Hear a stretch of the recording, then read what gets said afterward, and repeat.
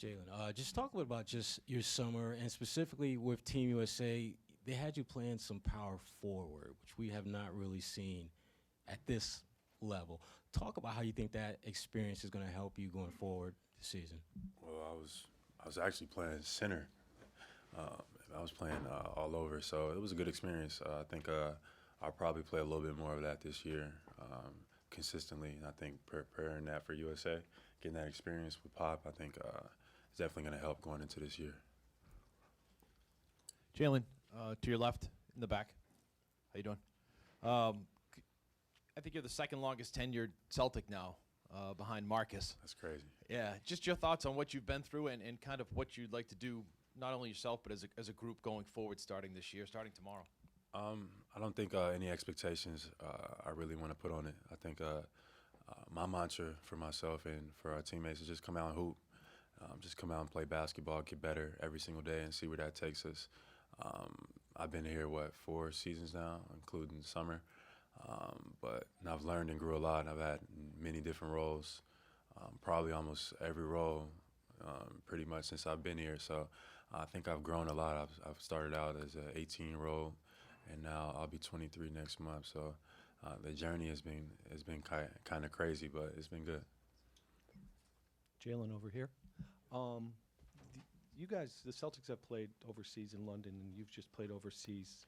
What's the appeal for an NBA team to go over to London, and how much does that mean to the game, to build the game internationally? I think the game is global now. I think it's increased with the social media and stuff. I think it's made the world a lot smaller, and I think basketball is a way to make the world a lot smaller. I think everybody appreciates the sport. So I do a lot of traveling, so I've noticed that I've developed fan bases in cities that I wouldn't even think of. I took my family to Egypt this summer, and it was people in Egypt that were Celtics fans and Jaylen Brown fans as well. So the game is definitely global, so being able to see that in live action, an actual NBA game take place in London and in other places. I know preseason people are going to India and China, et cetera. I think it's pretty cool. Jaylen, were you aware that the NBA was going to be remeasuring everyone when you got your haircut? No, I wasn't aware, but I've seen some pretty funny jokes. My friend sent me on Twitter, it's like, you cut your hair and it's like a contract year, like, what are you doing? It was pretty funny, so that's a good one. Jaylen, you just talked before about you've played a lot of different roles here. Do you see yourself in a leadership role now, where you're at right now? And can you just talk more about how you see yourself on this team? Yeah, I definitely feel like I've got some experience, and I've been here for a little bit now, and I know the ropes. So, just elaborating my experience, but not just doing my part, no more, no less, I think. Hey, Jaylen. Hi, on your left, how you doing?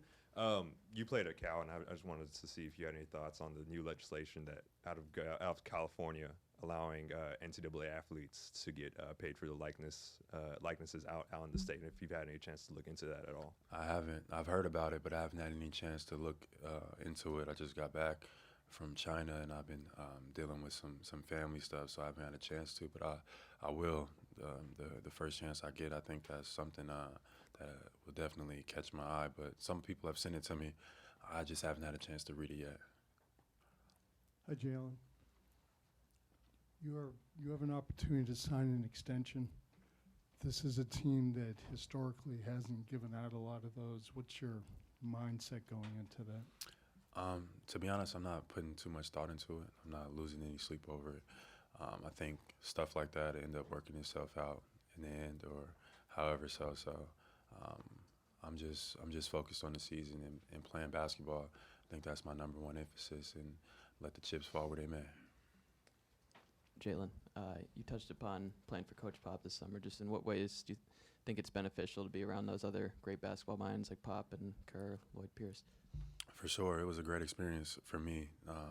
It's rare to be, with a group, with a coaching staff that, accomplished, and players that are, that talented around the league. So for me, it was all just a great learning experience for me. And like putting yourself in that environment, I think you got no choice but to get better. So Of course, the result didn't turn out the way we wanted it to, but I feel like everything happens for a reason. I don't know if we know what that reason is yet, but I trust in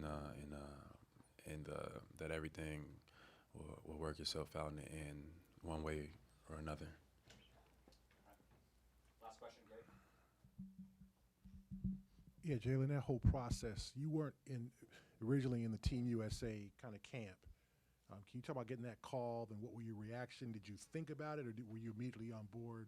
And then would you try to play in Tokyo 2020? Would you go to camp and try to compete for a spot on that roster? I got the call. I definitely thought about it, and I thought it would be a great experience for me, for sure. I didn't see opposed to anything else I had on my schedule. I thought, what else better was I doing? Nothing. So obviously, it's a high regard and a privilege to play for your country. So I took that seriously. I wanted to, come out and represent. We fell short. 2020 the Olympics is coming up, and now at some point in my career, I feel like obligated to make one of those teams and to finish what I started. But it'll be great, to be able to do that next year. But we'll see what happens.